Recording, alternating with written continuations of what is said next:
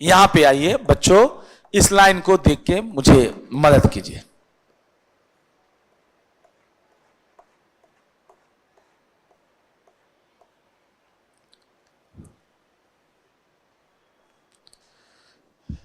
यहां देखिए, white board पे देख लीजिए, उसके बाद आपको मैं बता दूंगा। Today we have to understand firstly what are various sources, जहां से हम लोग लॉ की कर सकते हैं अपनी स्टडी। पहला बताइए, इन्होंने लिखा है कि मेन सोर्स है इंडिया में लॉ का, वो है भारत का कॉन्स्टिट्यूशन। दूसरा देखिए, दूसरा हमारे पास है, देखिएंगे बेटा तो द स्टैट्यूट्स। स्टैट्यूट्स एक लैटिन भाषा है, इसका इंग्लिश मतलब है, बोलिए कौन सा, लॉ। सर अंग्रेजों के यहां जाए, इटली में जाए, है ना, तो वहां पे लोग रोमन या लैटिन भाषा का प्रयोग करेंगे। They will not say law, they will say statutes. Statutes और law which is made by parliament and state assemblies, है ना बेटा। तो ये दूसरा सोर्स, अभी लिखवाऊंगा सर पूरा अच्छे से। तीसरा सोर्स जिसको आप बोलते थे जेडी, जेडी का मतलब बताइए, जुडिशियल डिसीजंस, जिसको आप बोल रहे थे decision of court. JD, JD का एक नया नाम है बेटा आपके पास, प्री। अच्छा बताओ, प्री का मतलब जो आया नहीं है या जो पहले आ गया है? अरे वाह, आवाज बेटा परफेक्ट। बेटा आप लोग गजब हो बेटा। मैं आपके लिए एक ही शब्द बोलूंगा अगर आप मेरी बात को समझे। साहब ना तो आपने कभी लॉ पढ़ा, ना कोई हमने 1 घंटा पढ़ाया, मैंने एक बेस केवल आपको दिया, इसे नीचे आकर मोटिवेट किया कि जो हम लोग लॉ पढ़ने की कोशिश कर रहे हैं, उस लॉ को पढ़ना है तो हमें 4 सोर्सेस को देखना पड़ सकता है, और उनमें से तीसरा सोर्स है जिसको बोलते हैं, कभी कभी कुछ लॉ ऐसे, कुछ चीजें ऐसी आ जाती है मार्केट में जिसको भले कॉन्स्टिट्यूशन ने नहीं बनाया है। किसने नहीं बनाया बेटा? कॉन्स्टिट्यूशन, लेकिन वो भी लॉ का ही पार्ट है, और उसका नाम है जेपी। इसको हम लोग जेडी है ना, इसको हम लोग जेपी बोलते हैं, लेकिन आपके बुक में डी लिखा है। जेपी का मतलब जुडिशियल, जुडिशियल मतलब जज का, और प्री का मतलब होता है जो पहले से चला आ रहा है, प्रीसीडेंट्स। मतलब सुप्रीम कोर्ट ने कोई फैसला सुनाया तो सुप्रीम कोर्ट के फैसले किस पे बाइंडिंग हो जाएंगे? High courts. जैसे मर्डर की सजा, एक बात कर रहा हूं, या किसी का किसी को रूम में बंद कर देना, उसके चलते मर्डर हो गया, मर गया वो आदमी डर के मारे, उसके लिए सुप्रीम कोर्ट ने फांसी की सजा तय कर दी। एक बात केवल कह रहा हूं, और फ्यूचर में भारत में ऐसे ही किसी राज्य में ऐसी घटना घटी कि किसी व्यक्ति को किसी ने रूम में बंद कर दिया था, वो मर गया, तो फिर जो कोर्ट होगा वो अपना समय एक्सपेरिमेंट करने में, इंक्वायरी करने में खर्च नहीं करेगा। बोले हमारे पास तो एक उदाहरण पहले से ही सेट कर दिया है। किसने सेट कर दिया है जल्दी बताओ? सुप्रीम कोर्ट, कि इस काम के लिए ये सजा मिलती होगी। एक बात कह रहा हूं, तो हम सर हाई कोर्ट हैं, मैं सुप्रीम कोर्ट, कहते हैं ना supreme court is the final authority on judicial matters, और कोई बात सुप्रीम कोर्ट ने कह दी है तो वो भी लॉ जैसा ही माना जाएगा। किसके लिए लॉ माना जाएगा जल्दी बताइए? हाई कोर्ट्स के लिए। बुरा मत मानिएगा, जैसे क्या बोलूं मैं, आप लोग बच्चे हैं मेरे, फिर भी बताता हूं। यहां पे संस्था के मालिक है मिस्टर भगवान लाल सर। सर कहना तो नहीं चाहिए, अब आप बताइए, वो मुझे कोई डायरेक्शन देते हैं तो मेरे लिए वो क्या है जल्दी बताइए? लॉ है। भगवान सर सुप्रीम कोर्ट है, और राजीव सिंह क्या है बताइए? High court. उन्होंने कोई बात कही तो मुझे उसको मानना ही पड़ेगा। उसी तरह से आपको मैंने नहीं पढ़ाया, भारत के हर राज्यों में डिस्ट्रिक्ट लेवल पे भी एक कोर्ट होता है, उसको हम लोग क्या बोलते हैं? District court. सर कहा जाता है कि दिल्ली हाई कोर्ट ने, रिपीट करेंगे मेरे साथ, दिल्ली हाई कोर्ट ने किसी कॉम्प्लेक्स मैटर पे, कॉम्प्लेक्स मतलब ऐसी मैटर जिसके लिए लॉ में क्लियर कट प्रोविजन नहीं है, अगर लॉ क्लियर कट प्रोविजन बता ही रखा है तो कोर्ट की भूमिका, है ना, लॉ बनाने वाली जो भूमिका है वो थोड़ी क्या हो जाएगी? कम। बोलो जी हाँ, है ना। लेकिन लॉ कभी कंप्लीट हो ही नहीं सकता, क्योंकि लॉ बनाते समय जो वर्तमान की परिस्थितियां होती है वो देखी जाती है। फ्यूचर में परिस्थितियां बदल जाती है तो, और लेकिन लॉ में बदलाव नहीं आता, तो किसकी भूमिका बढ़ जाती है जल्दी बोलिए? कोर्ट की। और लॉ पढ़ने का एक आखिरी सोर्स है साहब, कस्टम्स। बेटा सत्यम जी, आपके लिए मैंने आज एग्जाम्पल दिया कि मैं ट्रेन से सफर कर रहा था, ना मुझे आप जानते हैं ना पहचानते हैं, आप पूरा सीट, है ना, दिन का समय है, अभी रात भी नहीं हुआ है, और आप यंग भी हैं बेटा, आप पूरा सीट पे अपना बैठाए हुए, हम खड़े हैं, क्योंकि मेरा सीट ही नहीं है तो हम कहाँ बैठते बेटा। तो आपने फिर भी मुझे बैठने का बोला, अंकल आप चाहो तो थोड़ी देर के लिए बैठ सकते हो, है ना, आप बैठ जाओ प्लीज, है ना। इन बच्चों को बताया था जिस दिन पहली क्लास थी कि हम लोग अपने रूम में बैठ के टीवी देख रहा था, मेरे दादाजी खांसते खांसते आ गए। उस रूम में जो मेरा पर्सनल रूम था उसमें एक ही चेयर था और एक बेड था, तो हम कह सकते हैं, दादाजी को कहें दादा आप चेयर पे बैठो टीवी के सामने, क्योंकि आपको दिखने में दिक्कत होगी। सर दादाजी को मैं बड़ी इज्जत के साथ, रिस्पेक्ट के साथ बोलता हूं। मैं आया आपकी क्लास में, आप नहीं भी जानते होंगे लेकिन जो बच्चे जानते हो मतलब सम्मान में खड़े हो गए। सर ये भी एक तरह से हमारी देश की बोलो क्या परंपरा है। आप एक बार इंग्लिश में बोलिए अमिताभ बच्चन की तरह, परंपरा, प्रतिष्ठा और अनुशासन। लेकिन हम बेटा बात कर रहे हैं सिर्फ परंपरा की। परंपरा को इंग्लिश में क्या बोलते हैं? Customs. What is custom? Custom क्या है? जो एक बार कोई घटना घटे वो कस्टम बनती है, या जो बार बार। आप टॉपर्स में आए, आपकी तो पहली क्लास है, पहली क्लास 9 बजे चालू होनी चाहिए, लेकिन पहली क्लास चालू हुई 9:10 पे। एक बात कर रहा हूं सर, ओके, हो सकता है आप पहली क्लास है आपकी, हो सकता है बोलो कि आज टीचर लेट हो गया हो, जैसे हम लेट हो जाते हैं कभी कभार, है ना, लेकिन आपने 2 महीने या 4 महीने कोर्स पढ़ा यहाँ पे, 4 महीने। एक बात कर रहा हूं, 9 की क्लास 9 बजे कभी नहीं चालू हुआ, तो आप मान लेंगे कि custom means deep rooted values. कुछ ऐसी चीजें हैं जो आपके खून में घुस गया है। जैसे कस्टम, हम लोग बात करेंगे बिजनेस कस्टम की। जैसे होलसेल मार्केट, मान लीजिए यहाँ पे गाजीपुर मंडी है, सब्जी मंडी है, जैसे उदाहरण। अब गाजीपुर मंडी का बेटा 500 मतलब 10 सालों से या 20 सालों से 50 सालों से एक परंपरा चली आ रही है कि वहां पे आप 5 केजी सब्जी खरीदेंगे ना, तो जो आपको वजन मिलेगा वो 5 केजी नहीं मिलेगा, कितना मिलेगा? 5.5 केजी। क्या ये कोई कोर्ट ने कहा है? क्या योगी अंकल यूपी के जो है वो कहे हैं, या ऐसी परंपरा है? परंपरा है सर। परंपरा नहीं समझ में आया तो कुछ परंपरा मैं बताता हूं। हिंदू भाइयों का दहेज, हाँ परंपरा जी। हिंदू भाइयों की भी कुछ परंपराएं हैं, रिलीजियस। मुस्लिम भाइयों की भी कुछ क्या है बेटे? परंपराएं हैं। परंपरा भी लॉ है।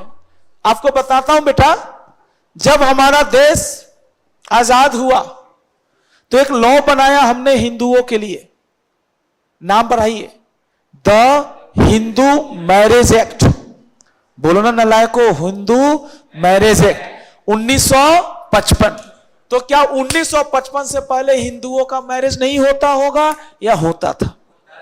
लेकिन कोर्ट में, बुरा मत मानिएगा, या लॉ में मैरिज कैसे होगा? क्या बिना पंडित के भी मैरिज हो सकती है? 7 फेरे लेना जरूरी है कि नहीं? हिंदू भाइयों में आपने देखा होगा ऐसा परंपरा है कि मैरिज तभी संपन्न मानी जाती है जब वो अग्नि के कितने फेरे ले? 7।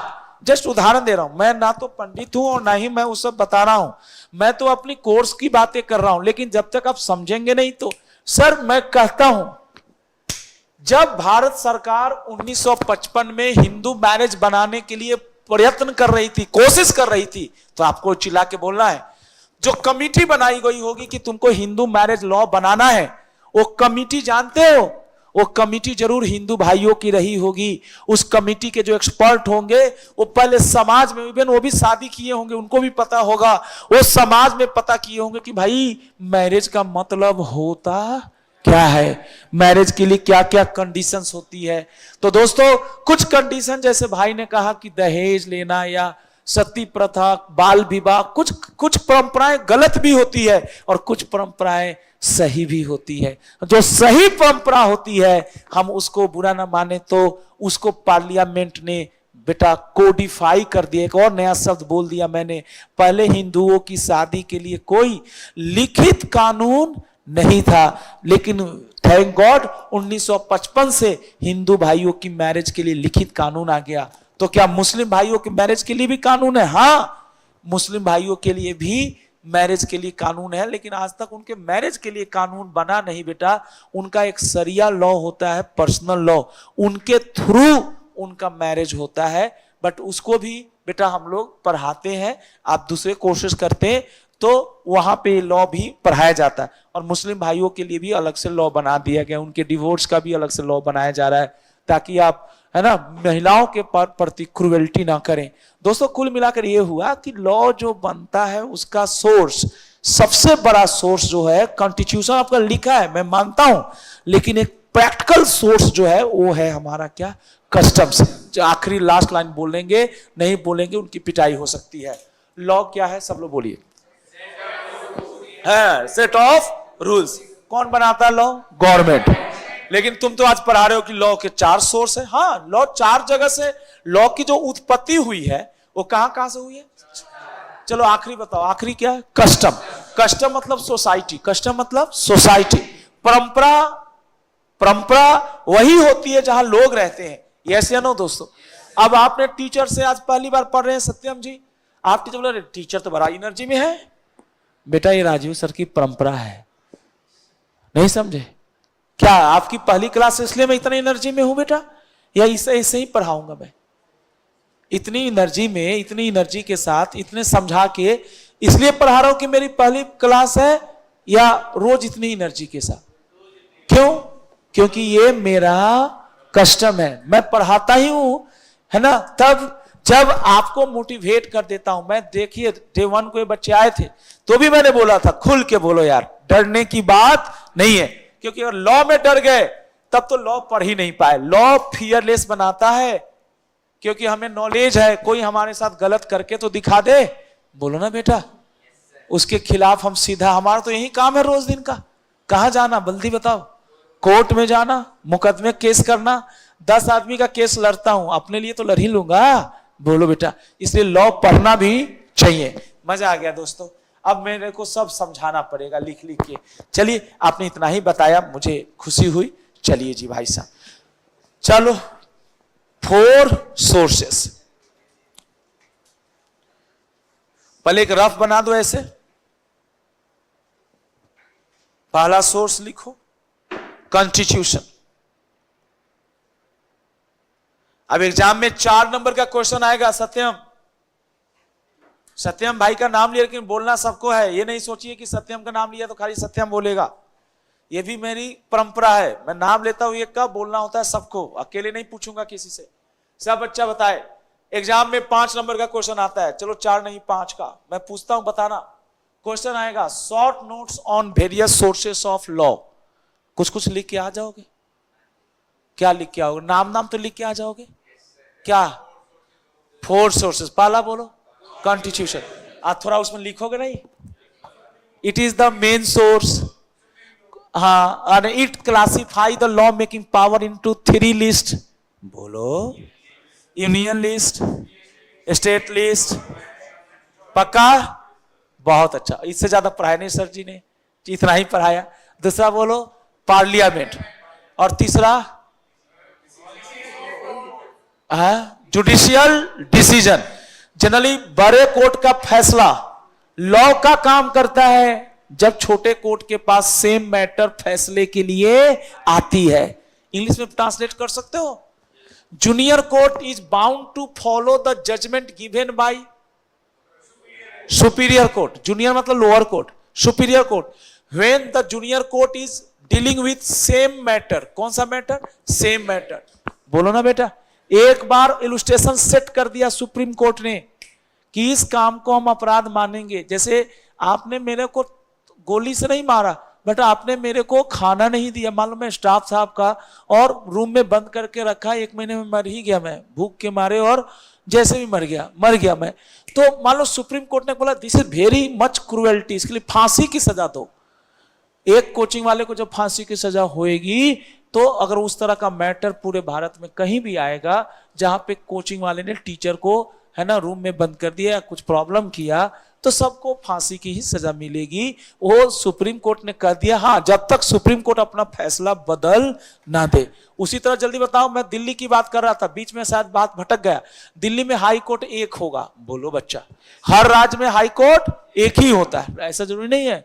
अपना यूपी है ना, अपना यूपी, इधर 2 हाई कोर्ट है। लखनऊ कानपुर में अलग है, और इलाहाबाद या प्रयागराज में अलग है। बिहार में लेकिन एक ही है बेटा। झारखंड में, हरियाणा में भी, और कभी कभी तो ऐसा भी होता है हरियाणा का अपना है ही नहीं, हरियाणा और पंजाब का एक भी हो सकता है, तो वो नहीं, लेकिन नॉर्मली हाई कोर्ट एक होती है। दिल्ली का अपना हाई कोर्ट एक है, लेकिन दिल्ली में 5-6 डिस्ट्रिक्ट कोर्ट है। जैसे अभी आप बैठे ना लक्ष्मी नगर में, आपको कोई दिक्कत है टॉपर से, तो आप लक्ष्मी नगर के बगल में ही करकरडुमा, कौन सा डुमा बेटा, करकरडुमा कोर्ट है। यहाँ पे करकरडुमा मेट्रो स्टेशन के पास कोई कोर्ट है, आप उसमें टॉपर्स के खिलाफ कर सकते हैं। और रोहिणी में हो तो उधर रोहिणी का अलग कोर्ट है, द्वारका का अलग कोर्ट होगा। 30,000 जो सेंट्रल दिल्ली है कश्मीरी गेट के पास, वहां अलग ही कोर्ट है।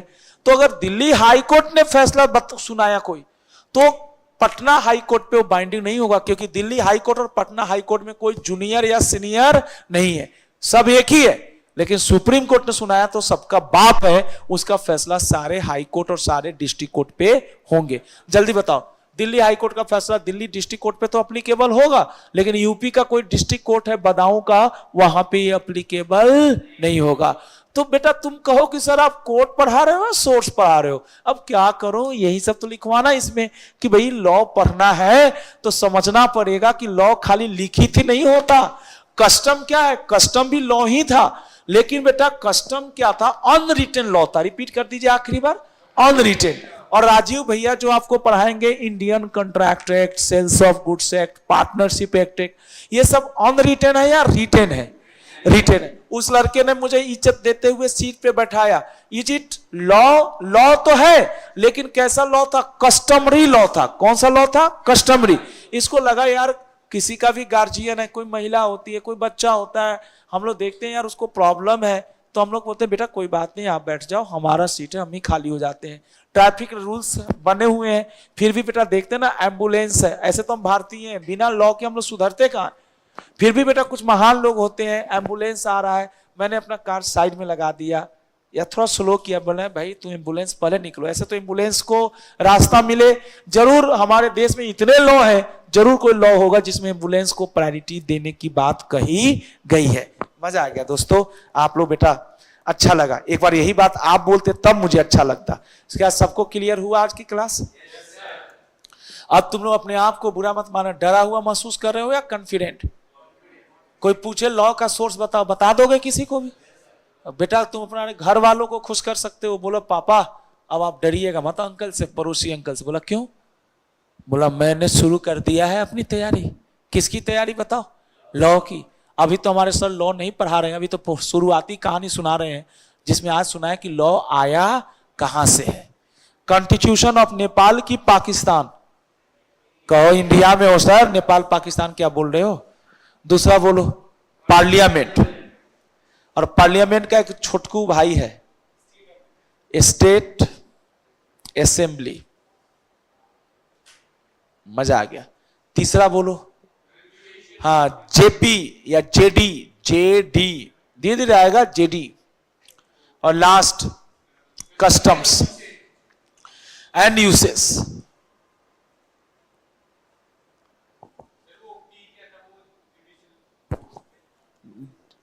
डी का मतलब पी, जुडिशियल प्रेसिडेंट, वो लिखवा रहा प्रेसिडेंट। अभी वो बच्चा समझेगा नहीं ना, उसको लिखवाना होगा अच्छे से। डी का मतलब बताओ भाई, ए डी का मतलब बताओ, डिसीजन।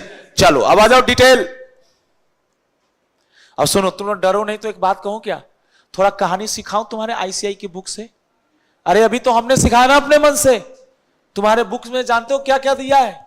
बोला कि भारत जब गुलाम था, भारत जब इंडिपेंडेंट नहीं था बेटा, तो सारा का सारा लॉ, भारत के लिए लॉ अंग्रेज लोग बनाते थे। एलिजाबेथ नाम की जो क्वीन होती थी अंग्रेजों की, वो लॉ बनाती थी। हम भारतीयों को लोकल लेवल पे लॉ बनाने का पावर नहीं था।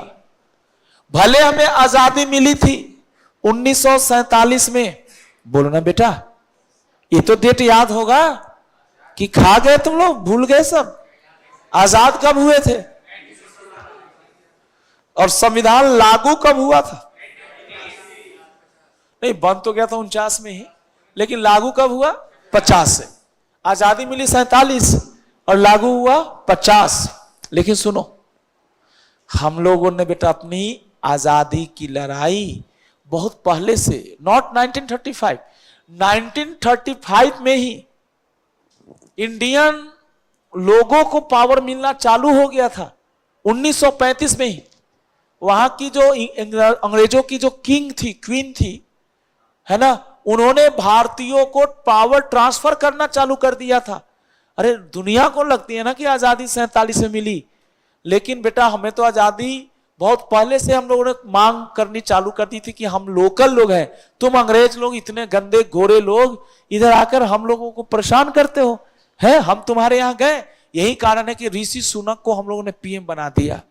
कहां का पीएम बना दिया?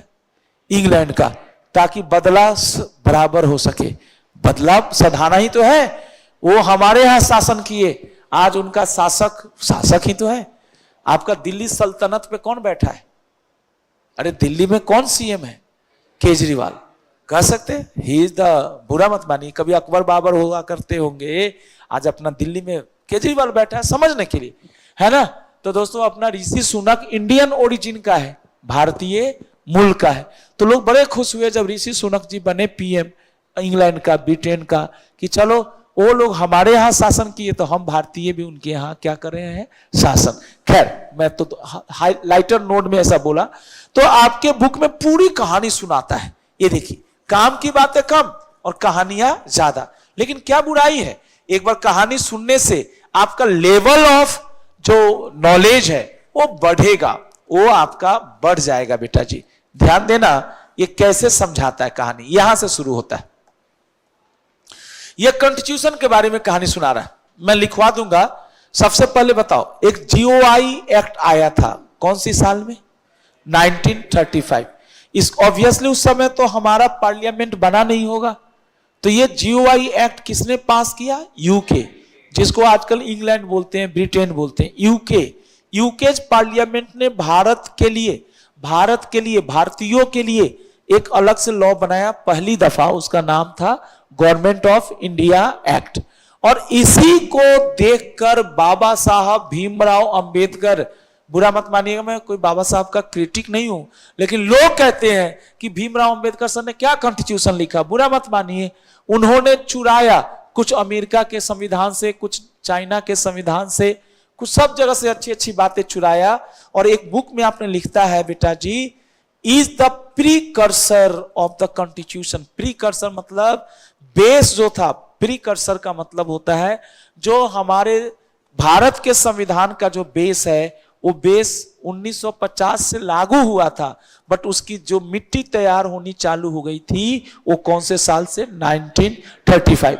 ये थोड़ा भारतीय कानून व्यवस्था के बारे में सिखा रहा है। जैसे आप तो रट ले रहे हैं कि constitution is the main source, मैं मना थोड़े कर रहा हूं, बट कॉन्स्टिट्यूशन भारत का 26 जनवरी 1950 में इंडियन पार्लियामेंट ने या भारतीय लोगों ने अडॉप्ट किया, लेकिन आपके लिए एक मिनी कॉन्स्टिट्यूशन बन गया था 1935 में ही।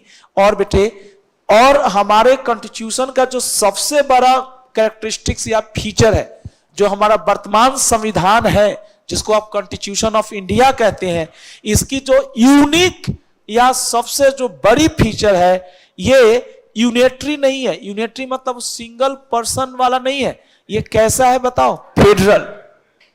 कभी कभी आप लोग तो बच्चे हो, आप लोग सीधे बच्चे हो, नहीं जानते।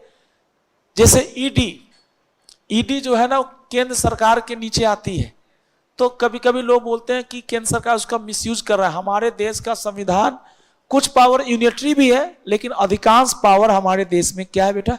फेडरल। फेडरल का मतलब होता है distribution of power between two और मोर पर्संस। भारत में दो तरह की गवर्नमेंट है, बोलो कौन सा? सेंट्रल गवर्नमेंट और स्टेट।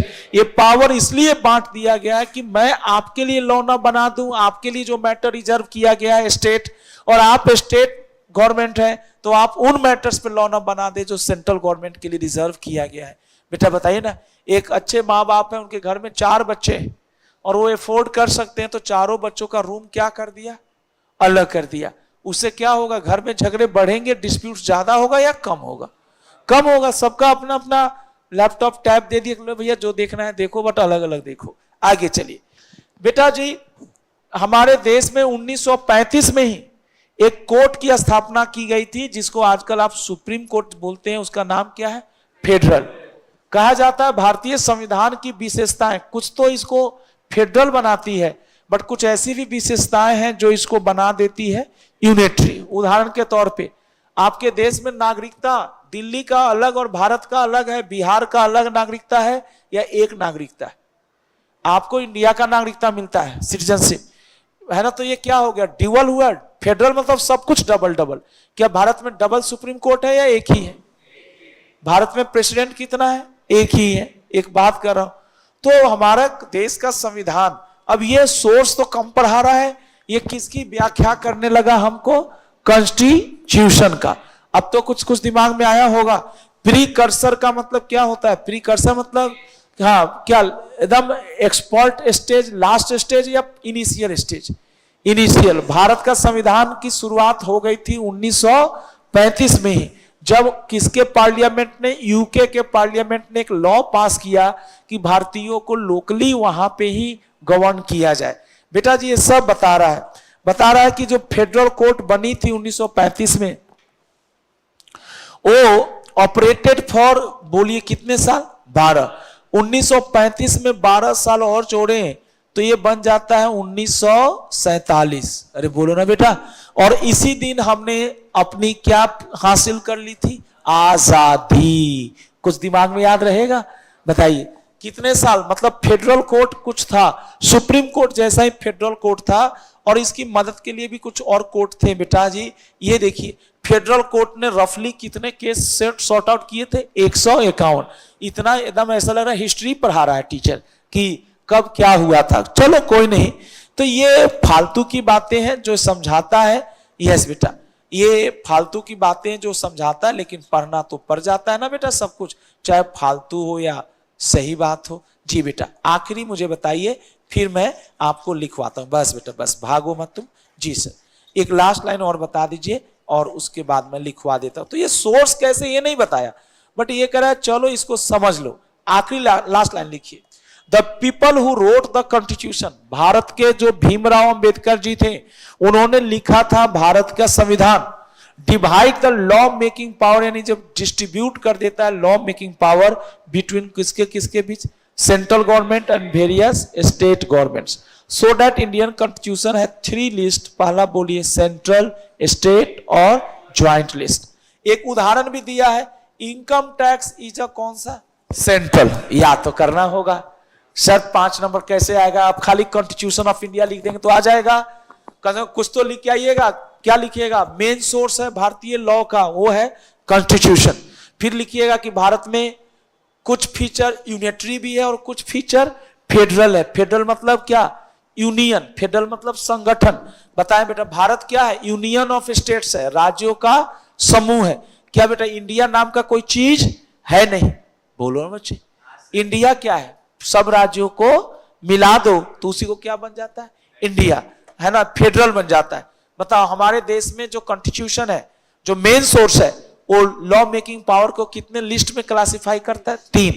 कोई पूछे कि कॉन्स्टिट्यूशन से पहले भी भारत में कोई लॉ था? गुलाम भारत में बोला बहुत लॉ थे सर, बट सबसे जो लेटेस्ट लॉ था वो था द, बोलो क्या बेटा? Government of India act 1935। क्या इसको भारतीय पार्लियामेंट पास किया था या यूके के? ये कितने साल तक समझिए चला होगा? 12 साल। अरे वाह, लड़के की आवाज बड़ी मधुर है। 12 साल। ये जो शुरुआत में 1935 में बना था, तो सुप्रीम कोर्ट नहीं था। सुप्रीम कोर्ट का नाम क्या था? फेडरल। सच्चाई यही है कि उसी फेडरल का नाम हमने चेंज करके क्या कर दिया? सुप्रीम। क्योंकि हम आजाद हुए थे तो लगना चाहिए ना कि हम लोग भी कुछ काम कर रहे हैं। सर आजादी के समय ही अच्छे से काम किए होते तो आपका देश आज कहां होता। खैर सर यही है, ये कुछ बताता नहीं, बड़ा गंदा आदमी है। ओके सर, आप बताओ, कह रहा है कि इनकम टैक्स पे लॉ बनाने का पावर किसके पास है? बताओ, central government. So throughout India we have, बोलो कौन सा? Only 1 law for income tax.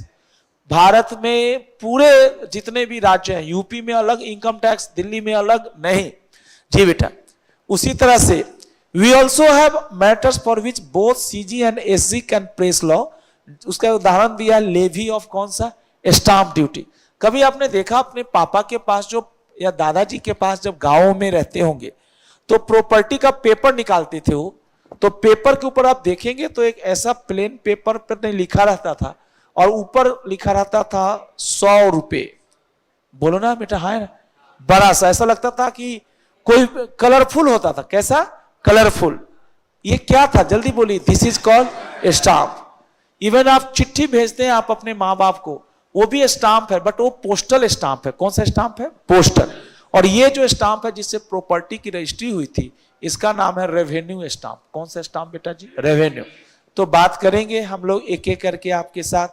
Both CG and state government have law governing levy of कौन सा? Stamp duty. करा कि सेंट्रल गवर्नमेंट भी स्टाम्प ड्यूटी के लिए लॉ बना सकती है और स्टेट गवर्नमेंट। तो ये अच्छे से समझा सकता था आपका बुक, लेकिन नहीं समझाएगा, है ना। ये कस्टम को तो कुछ बताया ही नहीं, जबकि कस्टम के बारे में भी 3-4 लाइन बताना चाहिए था कि कस्टम क्या है। आप तो बता दीजिए कस्टम का मतलब which is being followed recently या ओवर द टाइम। हाँ, और ध्यान दीजिए उस बच्चे ने क्या बोला? दहेज। दहेज कस्टम है लेकिन वो लॉ का हिस्सा नहीं बना, क्योंकि केवल गुड कस्टम ही अपग्रेड होकर लिख दिए जाते हैं और क्या बन जाता है? लॉ। सर आज ना इतना लॉ है, पुराने जमाने में लॉ कम थे और कस्टम, परंपरा, सामाजिक लॉ थोड़े ज्यादा थे। पुराने जमाने के लोग, बुरा मत मानिएगा, हम भी ईमानदार हैं, हम भी ईमानदार हैं, लेकिन लोग कहते हैं कि हम लोग उससे ज्यादा ईमानदार। जो लोग कहते हैं, मैं तो नहीं मानता, हम लोग ज्यादा ईमानदार हैं। यस या नो बेटा? हम लोग अपनी बुराई क्यों करें? क्यों? पहले तो लड़ाइयां बहुत होती थी, ये गलत एक्टिविटीज बहुत होते थे, आज तो कम ही हो रहा है मेरे हिसाब से। सभी लोग कहते हैं कि आप लोग बहुत चंचल हो, खतरनाक हो। जितने भी बुढ़े लोग हैं वो हम लोग की जनरेशन को क्या करते हैं? मजाक उड़ाते हैं कि तुम लोग कुछ नहीं कर सकते। ऐसा तो नहीं बोलना चाहिए। सर आज आप मेहनत करके इस चीज को सीख रहे हैं, आप नहीं करेंगे तो कौन करेगा? डिटेल्स में आ जाइए, फटाफट मैं निपटा दूं चारों को। भारत का संविधान। अब ये खत्म होते ही अगला टॉपिक लग जाएगा, उसमें पढ़ाना कि लॉ बनता कैसे है, और फिर पढ़ाना लॉ कितने तरह का होता है। लिखो, बुलेटेड पॉइंट लिखना, ज्यादा रो रो के मत लिखना। Constitution of India. Constitution of India के बारे में समझना है आपको। ये चैट में हम थोड़ा आ जाते हैं इन बच्चों के, ऑनलाइन वाले कुछ बच्चे जुड़ते हैं ना। हाँ बच्चे,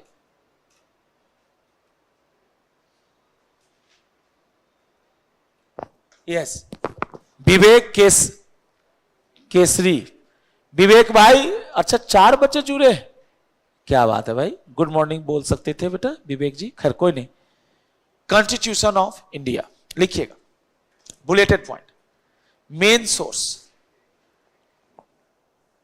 of law in India.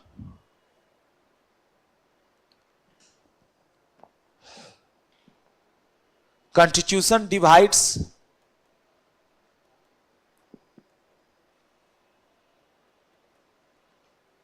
law making power.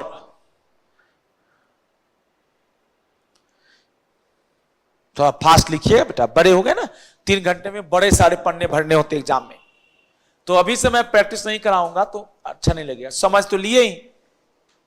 Constitution divides law making power into, साहब इनटू कितने parts?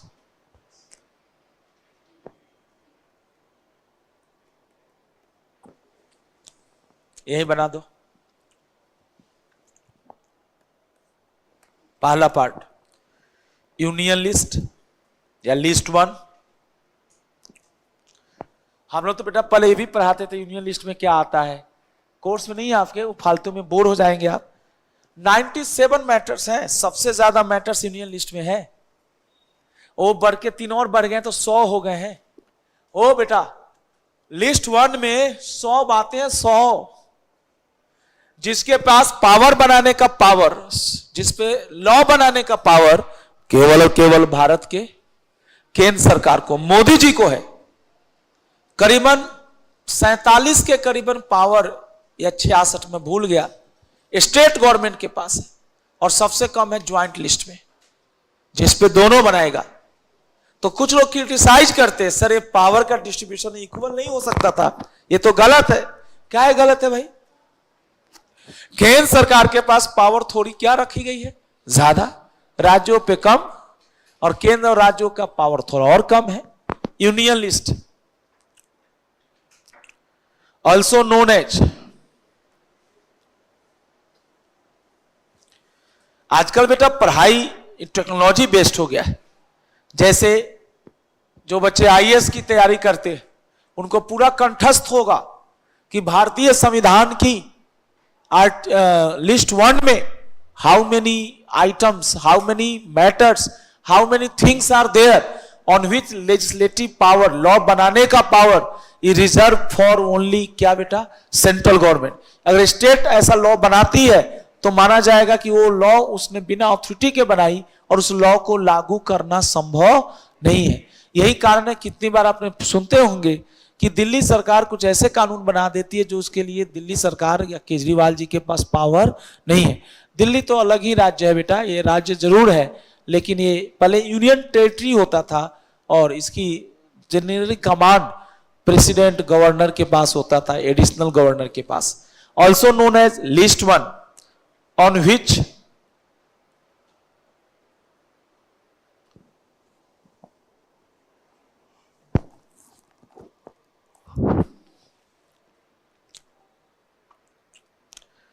law is made by, बोलो बच्चा, हाँ, for whole India,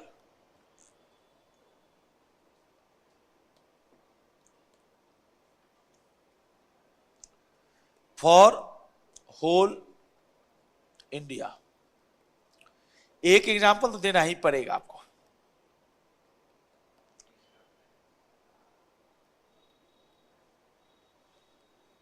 दूसरा, state list,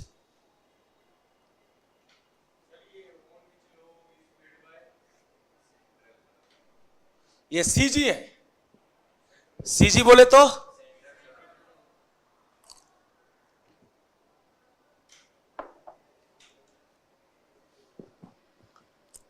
state list common, also known as.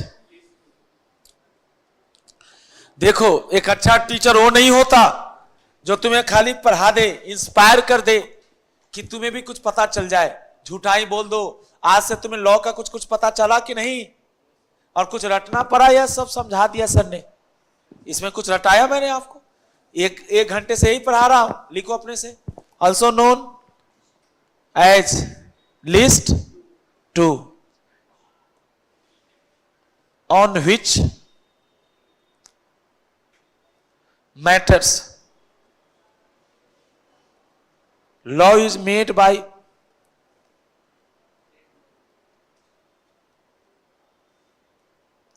State government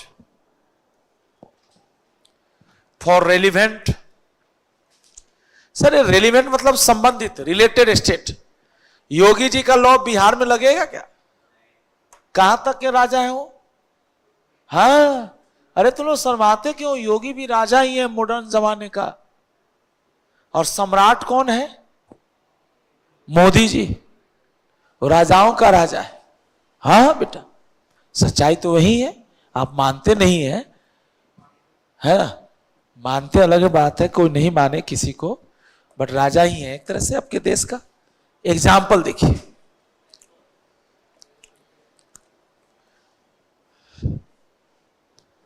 state list, agriculture tax.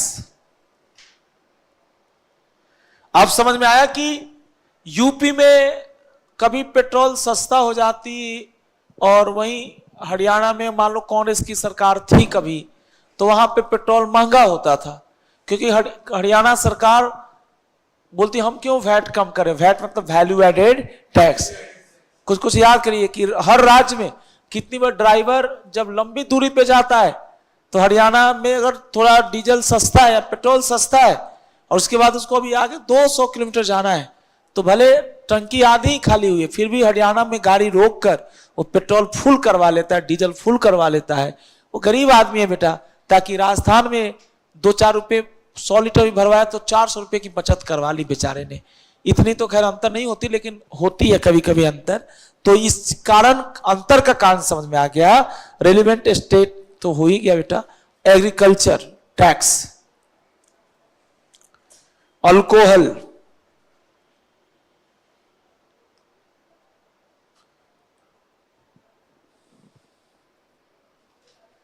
Professional tax, एक होता है income tax, एक होता है प्रोफेशनल टैक्स। बिहार सरकार लगाती है, दिल्ली में कोई प्रोफेशनल टैक्स नहीं है। वाह बेटा, महाराष्ट्र में है। कुछ होता है प्रोफेशनल टैक्स, जैसे टॉपर्स बिजनेस कर रही है ना, तो इसको 2,500 रुपये हर साल देना पड़ेगा प्रोफेशनल टैक्स। बिहार में है ऐसा रूल, हर राज्य में हो ऐसा जरूरी नहीं है। प्रोफेशनल टैक्स, अल्कोहल, ड्रग्स, दवाइयां ववाइयां।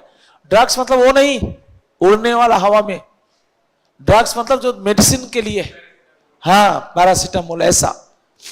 Alcohol, petrol, diesel etcetera. छोड़ो कितना लिखोगे। नेक्स्ट चलो, ये नेक्स्ट आ जाओ।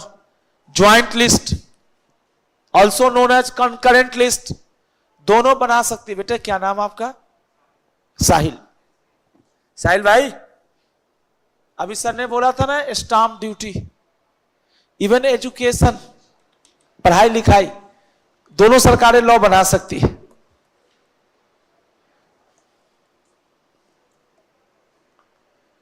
Joint list,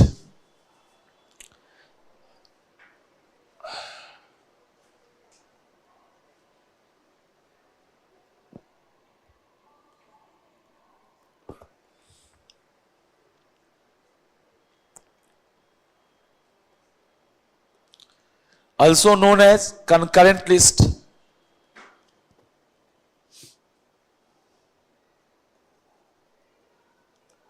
on which both CG and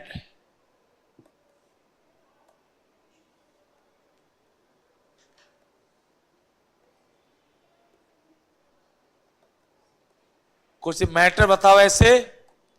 एक मैटर तो याद आ ही गया, बोलो कौन सा ड्यूटी?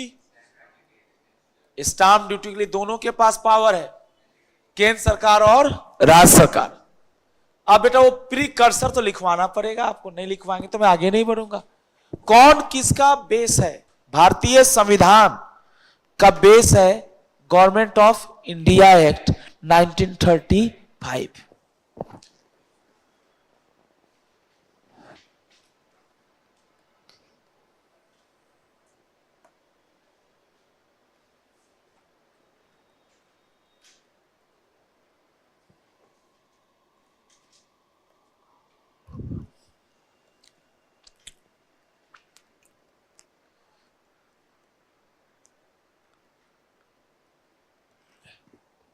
एज प्रीकर्सर,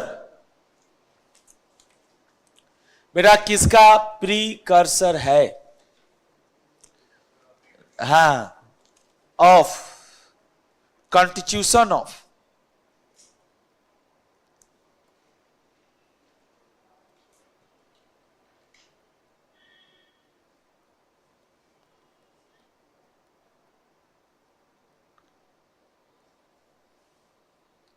नेक्स्ट बेटा,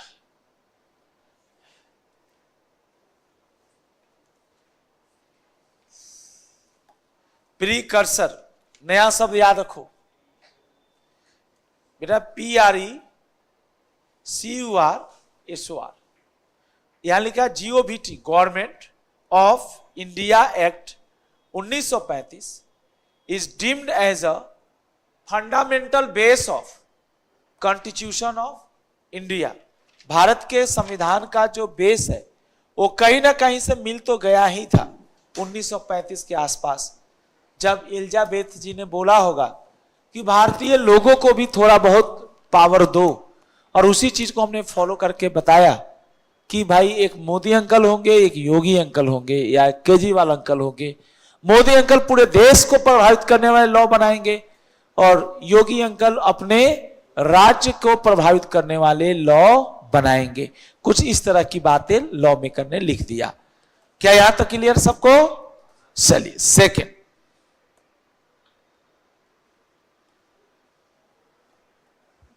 ये भी बहुत प्यारा है। Second,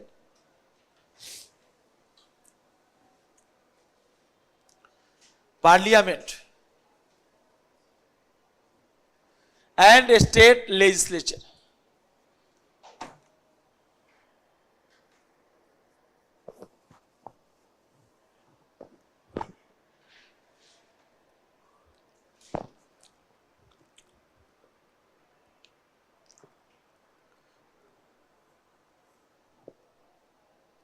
parliament and state legislature,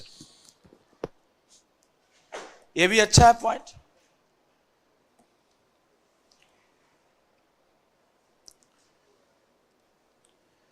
इसको लिखना चाहिए था मेन सोर्स, बट नहीं लिखा। द पार्लियामेंट, जी बेटा, मेक्स लॉ। कैसे लॉ बनाती है पार्लियामेंट? पार्लियामेंट में दो घर हुए, एक का नाम है लोकसभा और एक का नाम है राज्यसभा। अभी जो चुनाव हो रहा है वो जनरल इलेक्शन है, मतलब हम लोगों को वोट देना है। राज्यसभा के मेंबर में हम लोग के द्वारा चुने हुए रिप्रेजेंटेटिव फिर से कुछ नए लोगों को चुनते हैं। They are called member of Rajya Sabha. अपने देश की पार्लियामेंट के दो घर हैं, लोकसभा घर और राज्यसभा। लॉ कैसे बनता है वो बता रहा है। कह रहा है कि पार्लियामेंट जब लॉ बनाती है, मेक्स लॉ बाय, जी बेटा,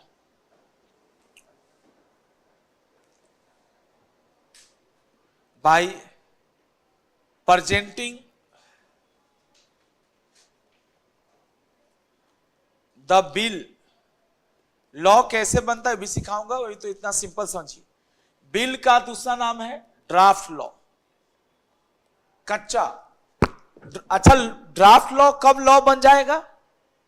जब ये लोकसभा राज्यसभा, हाँ लोकसभा राज्यसभा दोनों को पार्लियामेंट बोलते हैं, लोकसभा राज्यसभा से पास हो जाए, किसको भेजा जाए? प्रेसिडेंट, वो साइन कर दे, बोलो ना, और उसके बाद उसको एक ई गजट होता है। आजकल तो गजट ऑफ इंडिया या न्यूज़पेपर हमारे घर पे आता है ना, times of India, Dainik Jagran, जो भी आता है, भास्कर, वैसे ही भारत सरकार का एक पब्लिकेशन का काम है, उसको बोलते हैं gazette of India.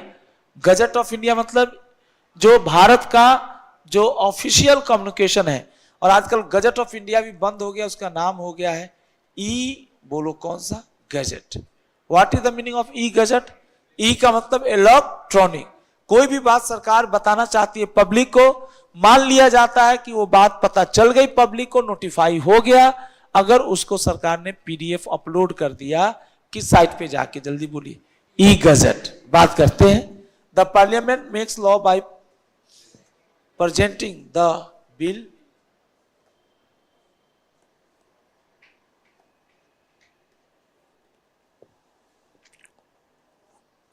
into both houses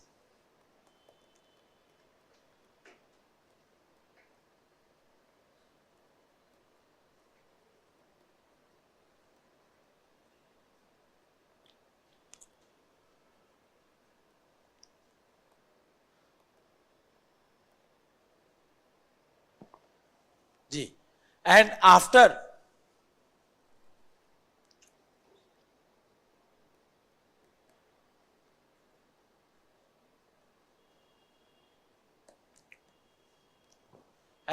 getting approval of, जी बेटे, जी सर, कैसे?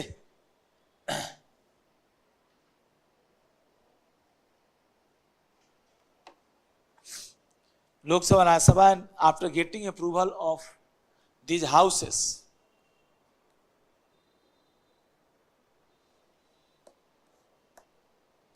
it is sent to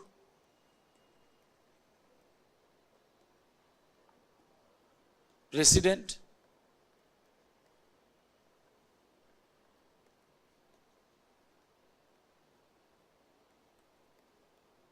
who, if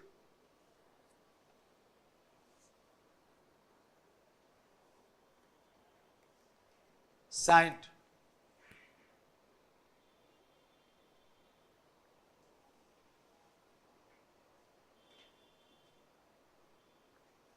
who if, बेटा जी इसको ब्रैकेट में लिखिएगा,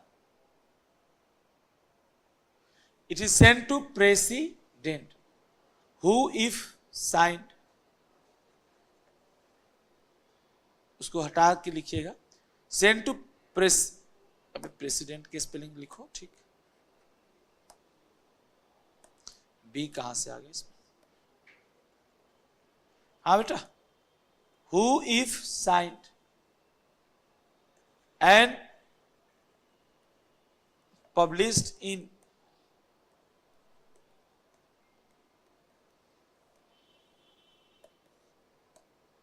कहां पे पब्लिश्ड इन गजट,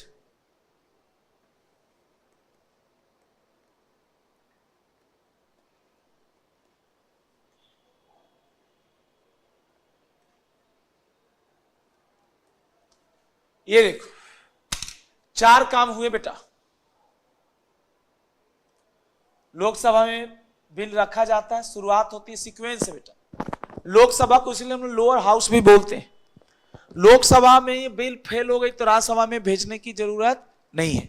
लोकसभा में अगर अप्रूव हो गया तो फिर कहां देखेंगे, राज्यसभा, फिर वहां से अप्रूव हो गया तो कहां भेजेंगे, प्रेसिडेंट। क्या प्रेसिडेंट के अप्रूवल होने से इमीडिएट लागू हो जाएगा या जब उसको पब्लिश किया जाएगा?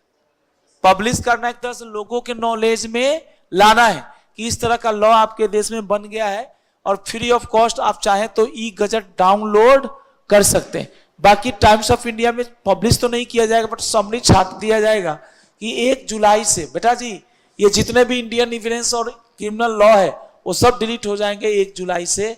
अब उसके बदले में नया लॉ क्या होगा, आएगा 1 जुलाई 2024 से, इसी साल से। ये वाला डिलीट नहीं होगा, ये तो बेस है बेटा, लिखिएगा इसी तरह से।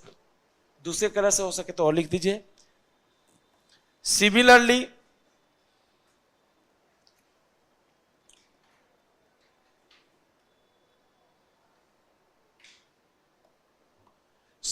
स्टेट गवर्नमेंट also जी बेटे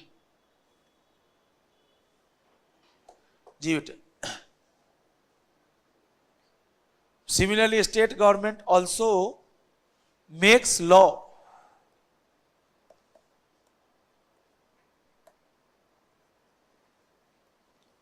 which is applicable into that state only।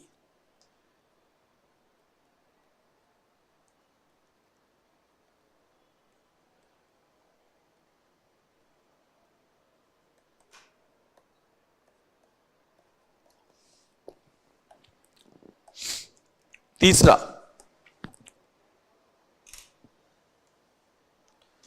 Third, हाँ जो भाई ने पूछा था मैं, लेकिन जेडी तो बाद में बोलूंगा, मैं तो प्रेसिडेंट बोलूंगा जो बुक में दिया है।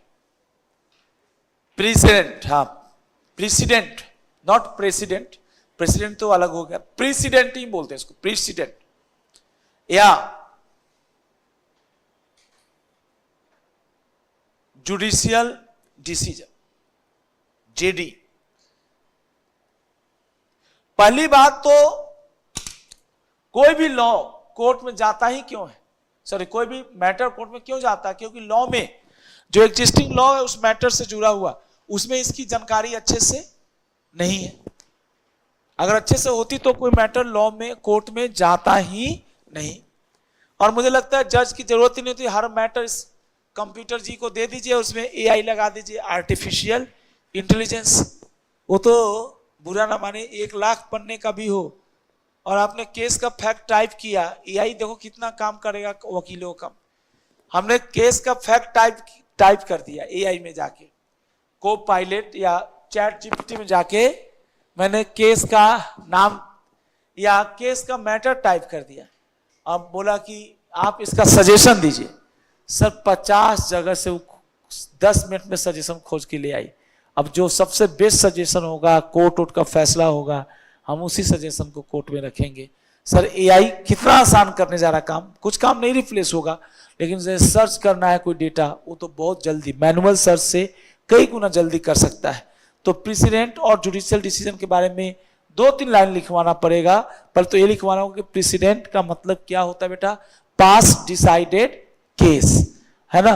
But her president, her pass decided case को हम लोग जुडिशियल प्रेसिडेंट नहीं कहेंगे।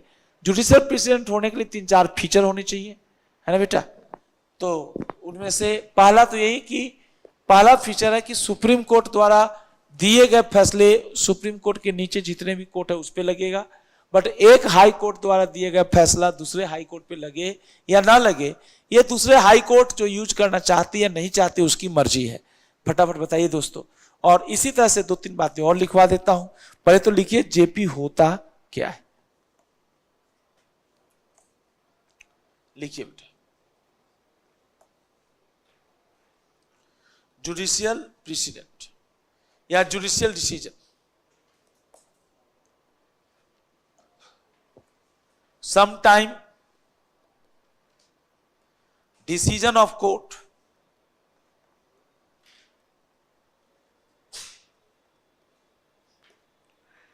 on a complex matter, sometime decision of court on a कौन सा मैटर बेटा, complex matter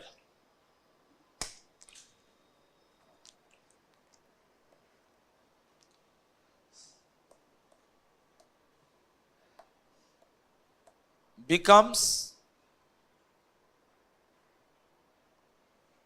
law for inferior court.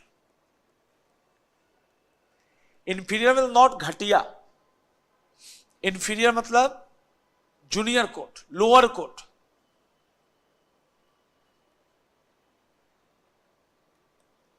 प्यारे बच्चे, कभी कभी कोर्ट का जो फैसला है बिकम्स लॉ फॉर कौन सा, इंफीरियर या lower court.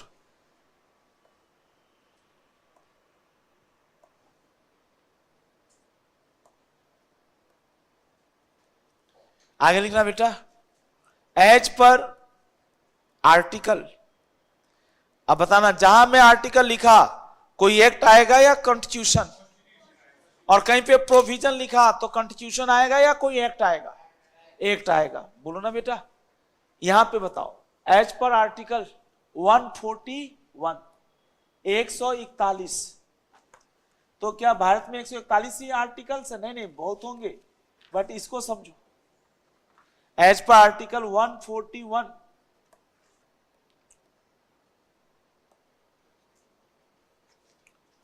Any decision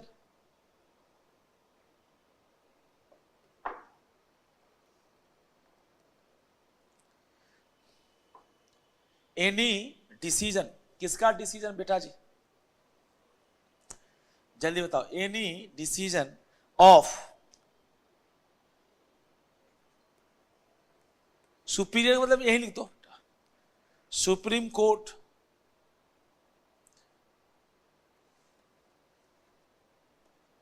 will be binding upon,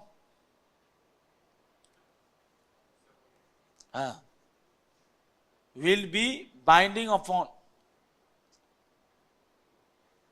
किसके ऊपर,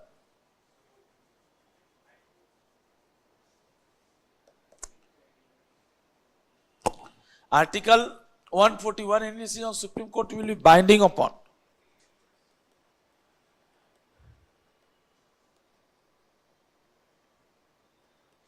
all क्या बेटा, high courts.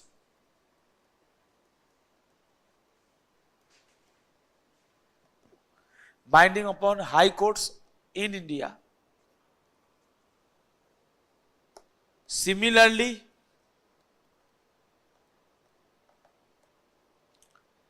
decision of high court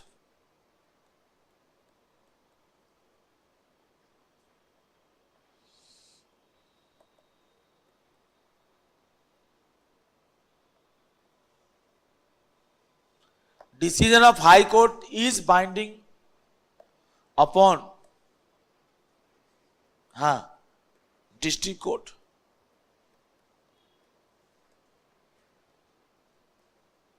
of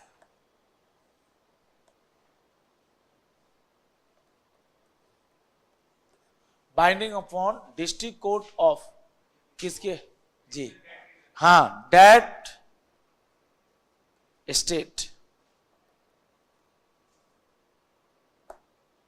but sir इसके लिए ध्यान दीजिएगा, मैटर सेम होने चाहिए।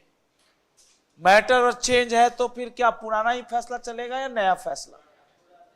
नहीं, मैटर चेंज है, मैटर चेंज है तो जो पुराना फैसला हम यूज कर रहे हैं वही लेंगे या कोई नया फैसला?